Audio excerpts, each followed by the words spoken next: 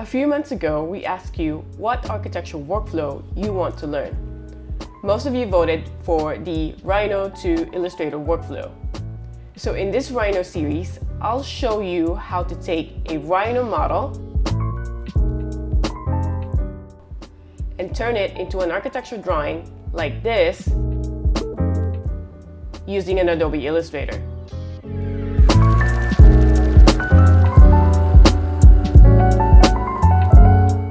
For this tutorial, we'll use the House End by Atelier Bow Wow. If you're new to Rhino and need help with modeling, check out our Rhino Essentials series. The link is in the description. Before rendering or making 2D drawings, I always start by setting up the view. In architecture, every drawing should clearly communicate an idea, so choosing the right view is critical. In the View tab, you'll find different view options. For three-dimensional orthographic drawings, you can start with ISO views, which are a type of axonometric projection. For perspective drawings, I usually use two-point perspective. This keeps the vertical line vertical, which is important in architectural drawings. However, for this project, I want to show the interior in 3 dimensions, while keeping the elevation and plan orthographic. To do this, we will do and create a drawing that's called a 90-degree oblique, or a plan elevation oblique. To create the oblique view, we need to shear the model by -45 degrees. To do this, select the model, type shear, and in the right view, click anywhere for the origin point, then click straight up for the reference point, then type -45. Now, on the top view, the model is an oblique projection. Important note, always make a copy of your model before using the Shear command, since it will distort the geometry of your model. However, if you forgot to make a copy, you can reverse the transformation by shearing the model again at +45 degrees. Now let's set up the rendering view. Type Options, then go to View, Display Modes. Here you'll see all the preset and custom display modes. To create new, I like to start from a preset.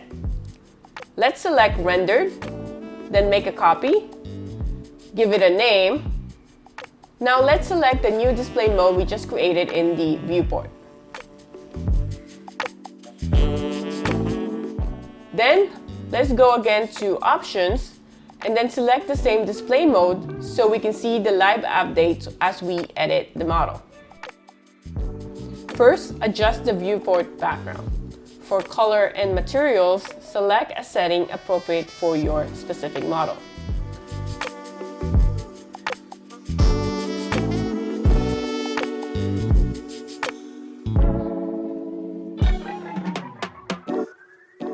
Next, adjust the visibility. For this specific model, I will turn everything off and keep Show Curves on for now. For lighting, I use scene lighting, so we can adjust it later using the sun settings. Let's keep the ambient color to match the shadows.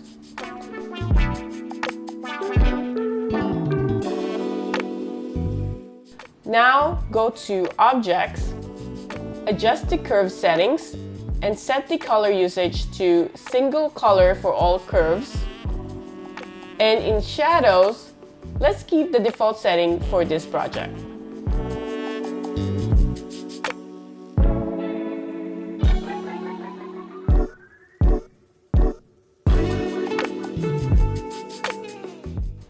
Now type Sun to adjust the shadows.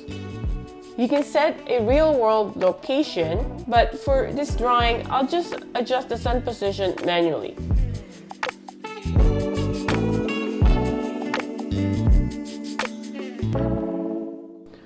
Once everything looks good, let's save this view.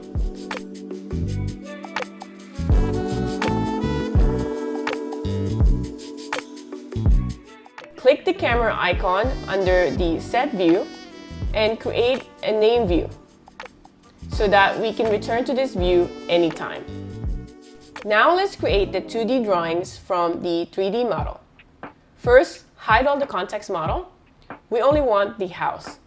Then select the model, type Make 2D, make sure Maintain Source Layer is check, uncheck Hidden Lines. Make 2D isn't perfect. The result really depends on how clean your model is. I usually clean up the curves in Rhino before exporting to Illustrator. I am just simply faster in Rhino, but this really depends on your own workflow. Now let's create the building outline. Type curve Boolean, select the Make 2D curves that we just created, then click outside the shape, create a new layer, and move the outline curve to the new layer. Make sure you pay attention to the origin. I like to keep everything close to it for easier exporting. Now let's export the line work. Select the curves you want to export, then let's go to File, Export Selected, then choose Adobe Illustrator. I always export to scale when possible.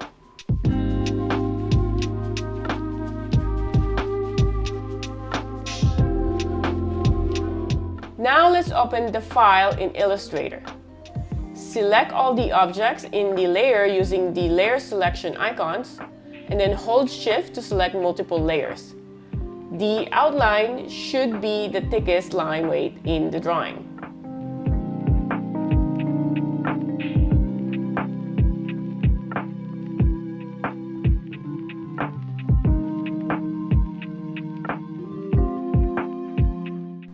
Now let's add the rendering behind the line work.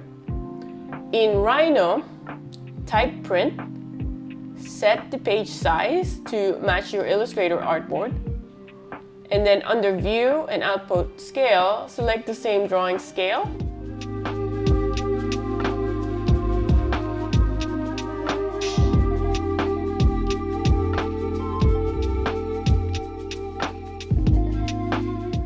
Then let's bring the rendering into Illustrator and place it behind all the line works.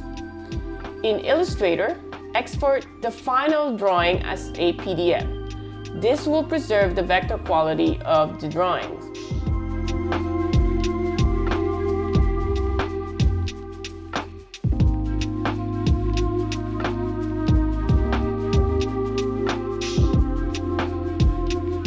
Another powerful tool in Rhino 8 is the clipping plane.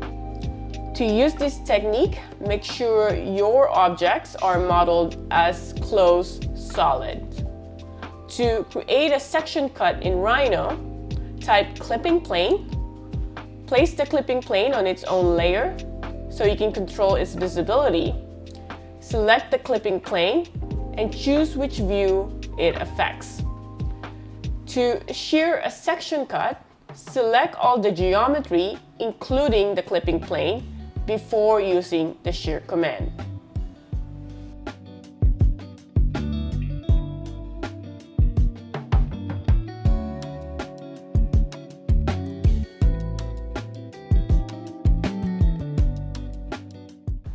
To adjust the section style, go to Layers and open Section Style. Here you can control the hatch pattern, color, scales, line type, and line weights. This means you don't need to adjust this setting in Illustrator. Repeat this for the other layer as needed. You can also include or exclude objects from this section cut by object or by layer. One big advantage of this method is that you can export a clean drawing directly from your Rhino as a PDF.